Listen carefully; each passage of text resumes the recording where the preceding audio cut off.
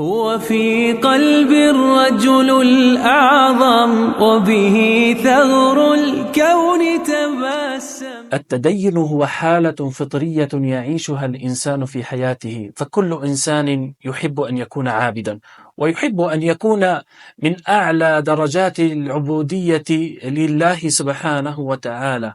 عندما يعبد الله سبحانه وتعالى فإنه إنسان عظيم. لذلك حبيبنا محمد صلى الله عليه وسلم يوضح لنا الطريق ويعلمنا في علمني يا رسول الله، فيقول لنا: اتق المحارم تكن أعبد الناس.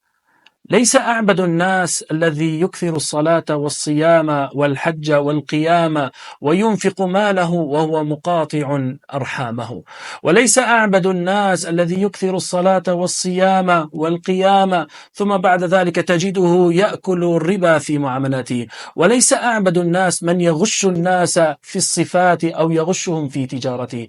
أعبد الناس هو من اتقى المحارم. هكذا علمنا رسول الله صلى الله عليه وسلم.